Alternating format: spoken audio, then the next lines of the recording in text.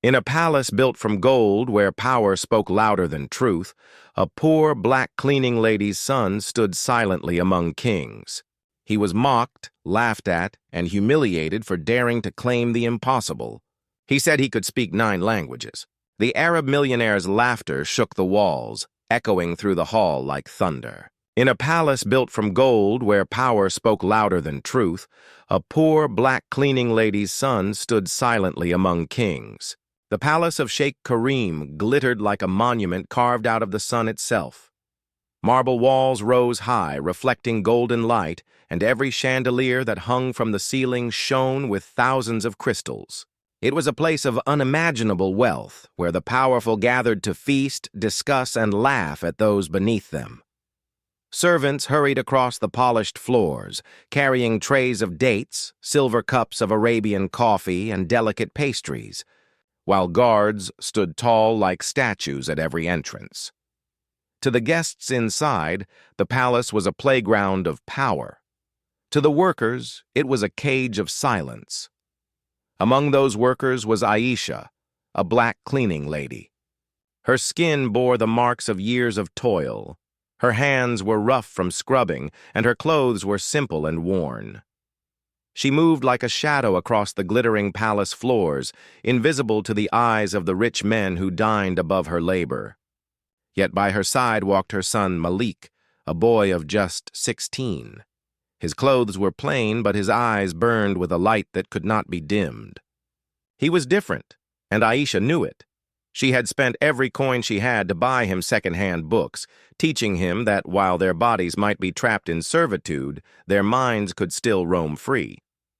That night, Sheikh Karim had organized a banquet.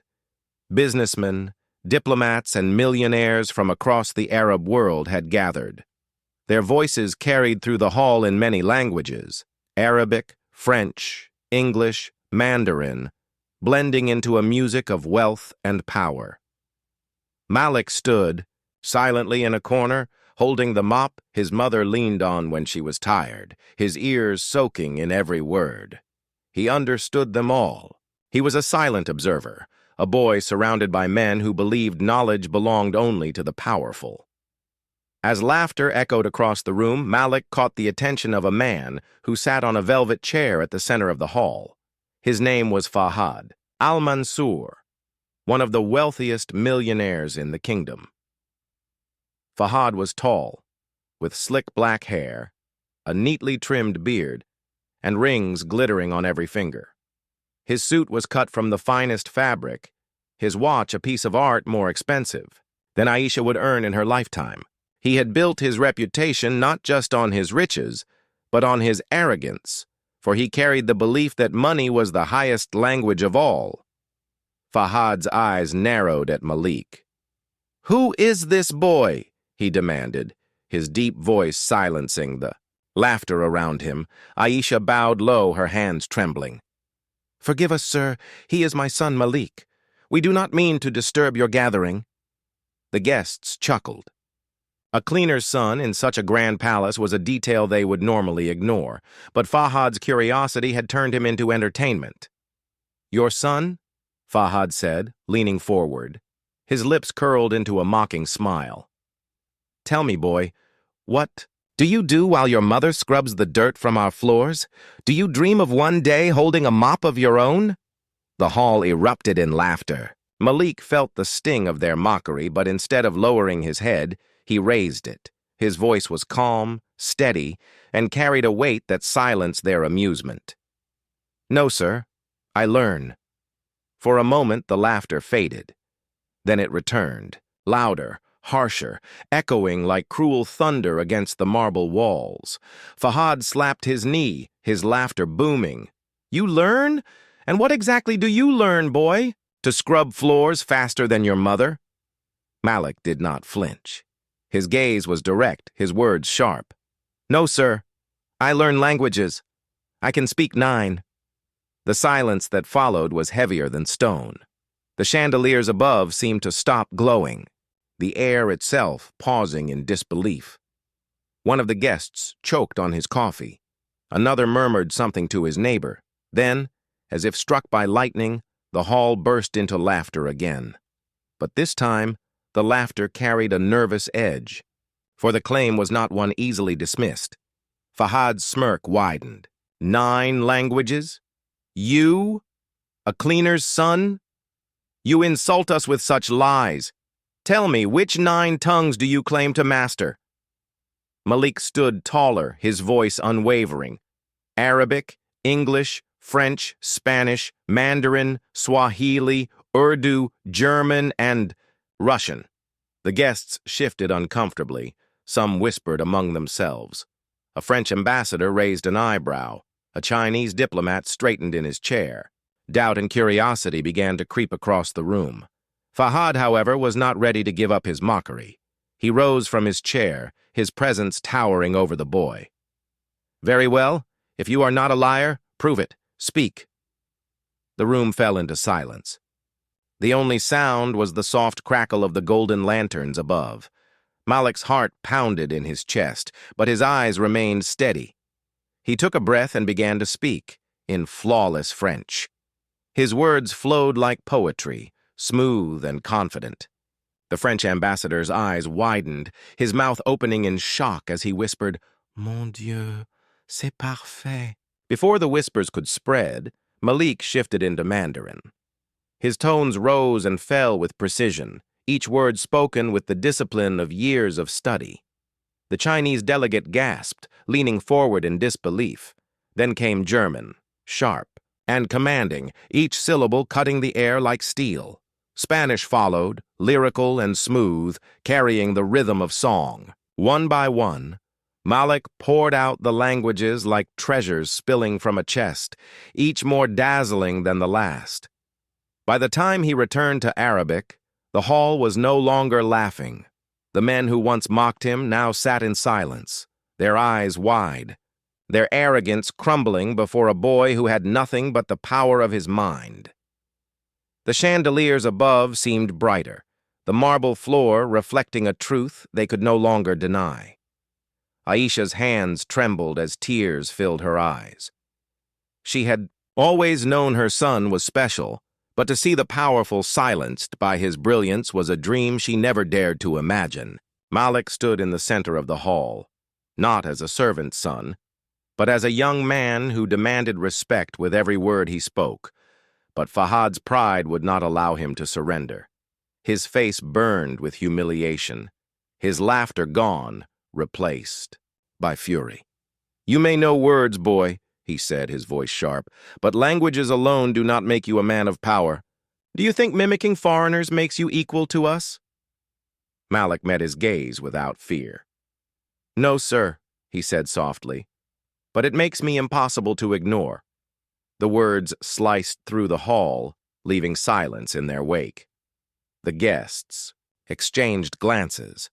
Some nodded in quiet admiration. Others whispered Malik's name. For the first time, the son of a cleaning lady stood taller than a millionaire. Fahad clenched his fists. His pride demanded revenge. "If you are truly what you claim, then tomorrow you will face a test before the entire council of dignitaries," he declared.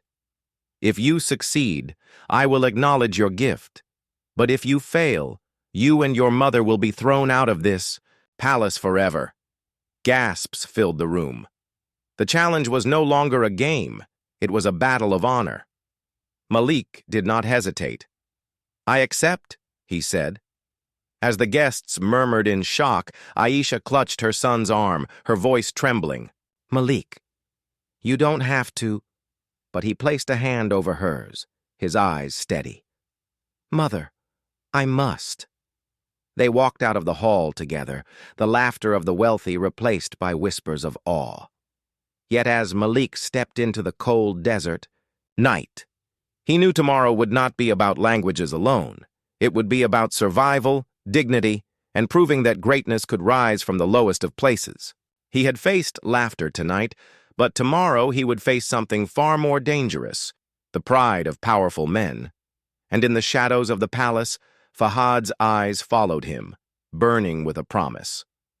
The boy might have shocked the hall tonight, but tomorrow, he would be broken. The night was long, and the palace that once seemed so magnificent now felt like a looming fortress of judgment. Malik sat awake in the small servants' quarters, the weight of tomorrow pressing heavily on his shoulders. His mother, Aisha, tried to hide her worry, but her trembling hands gave her away. She sat beside him, gently stroking his hair. "My son," she whispered, "you don't have to prove anything to these men. You've already shown the world what you are capable of." But Malik shook his head. His voice was calm, yet his eyes glimmered with fire. "No, mother. Yesterday I silenced their laughter, but tomorrow I must silence their doubt. If I run, I will always be the cleaner's son. If I stand, I will be something more." Dawn broke with a golden light that spilled across the desert, but within the palace walls the air was thick with anticipation. Word of Malik's claim had spread like wildfire. Dignitaries, ambassadors, and millionaires gathered once again, eager to see the poor boy who had dared to challenge Fahad al-Mansur. The grand hall was alive with whispers, its marble floors echoing with footsteps as more and more people arrived to witness the spectacle. Fahad entered last, draped in a robe of white and gold, his eyes sharp with arrogance. His smile carried the promise of humiliation. To him, today was not just a test of Malik's skill, it was an opportunity to crush a boy who dared to rise above his station. He raised his hands, silencing the crowd. "Ladies and gentlemen, today you shall witness the truth. Yesterday, this boy claimed to speak 9 languages. Today he will be tested. If he fails, he and his mother will be thrown out of this palace, never to return. If he succeeds—" Fahad paused, his lips curling. "Then perhaps he is more than just the son of a cleaning lady, but I promise you he will fail." The hall murmured with anticipation as Malik stepped forward. He wore the same plain clothes, but his shoulders were straight and his chin was raised. His eyes, deep and steady, locked with Fahad's. He was no longer just a servant's son. He was a challenger, standing before an empire of wealth, armed with nothing but his mind. The first test was swift. A French ambassador rose from his seat and addressed Malik in rapid French, his words filled with difficult phrases and idioms. Malik listened patiently, then replied with flawless ease, his sentences carrying the grace of a native speaker. The ambassador froze, his mouth open, then slowly nodded in awe. Before the applause could rise, a Chinese delegate leapt up, firing sharp questions in Mandarin, twisting tones meant to confuse. Malik responded smoothly, his voice rising and falling, with perfect precision. The delegate's eyes widened, and he leaned back in disbelief. The hall buzzed. Guests leaned forward, whispering to one another. Some applauded quietly. Fahad's smile faltered, but the tests did not stop there. A German banker barked sentences at him, his tone harsh and commanding. Malik shot back answers like steel striking steel, each word clear and powerful. A Spanish poet recited a verse, and Malik replied with a verse of his own, his accent flawless. Then came Swahili, Urdu, Russian, language after language, each delivered with a confidence that silenced doubt. By the time he finished, the hall erupted into thunderous applause. Men who once mocked him now stood in admiration, clapping their hands, their voices echoing with praise. "Incredible!" one shouted. "Magnificent!" said another. "This boy is a genius!" But Fahad's pride burned hotter with every cheer. He raised his hand, silencing the room once more. His voice was sharp, dripping with venom. "Impressive tricks, boy. But languages are not only about words. They are about culture, knowledge, and depth. If you are truly what you claim, you must do more than repeat phrases. You must prove your mastery." The crowd stirred. A challenge hung in the air. Malik met Fahad's gaze without fear. "Tell me what I must do." Fahad's eyes gleamed with cruelty. "You will translate 3 ancient texts, each in a different tongue. They are scriptures, poems, and contracts older than your life. If you fail even once, you are a fraud. Gasps filled the room. Even the ambassadors shifted uneasily. Such texts were difficult even for experts. But Malik did not flinch. "Bring them to me," he said simply. The first was a French poem from the 18th century, written in complex, archaic words. Malik read it slowly, his lips moving with care. Then, in Arabic, he translated it, not just the words, but the emotion, the rhythm, the soul of the poem. The French ambassador clutched his chest, tears welling in his eyes. "Magnifique," he whispered. "This boy understands more than language. He understands heart."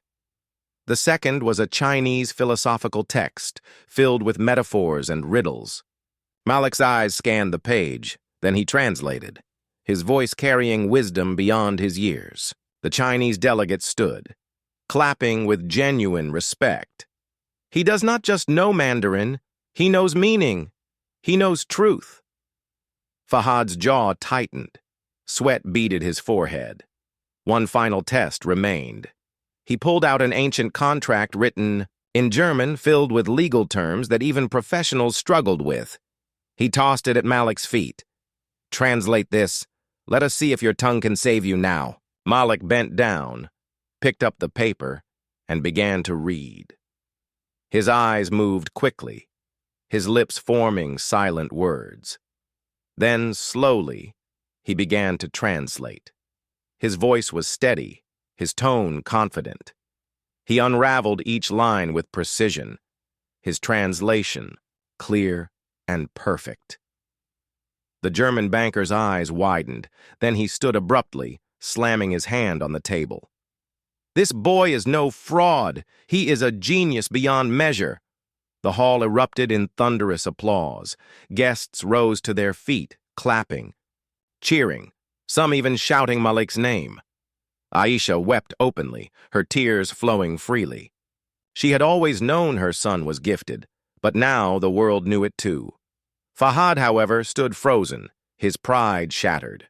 The boy he mocked, the boy he tried to humiliate, had defeated him in front of kings and ambassadors.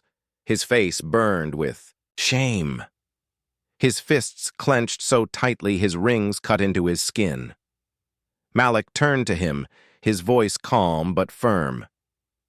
"You tried to break me, sir, but knowledge cannot be broken. Wealth can build palaces, but it cannot buy wisdom.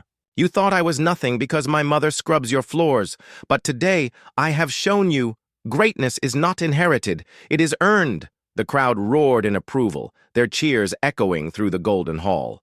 Fahad could not respond. His arrogance had been torn apart by the very boy he mocked. That evening, Sheikh Karim himself rose from his seat. He walked toward Malik, his eyes filled with admiration. "Young man," he said in a deep, commanding voice, "you have done more than prove yourself. You have reminded us all that true wealth is not measured in gold, but in wisdom. From this day forward, you will no longer be known as the son of a cleaning lady. You will be honored as a guest of this palace, and I will ensure your education continues at the finest institutions in the world." Tears streamed down Aisha's face as she embraced her son. The hall rang with applause and cheers, but for Malik the sound was distant. He was not thinking of wealth or palaces or even victory. He was thinking of his mother's tired hands, her years of sacrifice, and the promise he had made to himself that he would rise not just for himself, but for her. As the night came to a close, Malik stood on the palace balcony, gazing at the endless desert stars. He knew this was only the beginning. There would be more trials, more challenges, more people who doubted him. But tonight, he had proven something no one could ever take away. Knowledge is power, and the mind of a determined boy can shake the foundations of empires.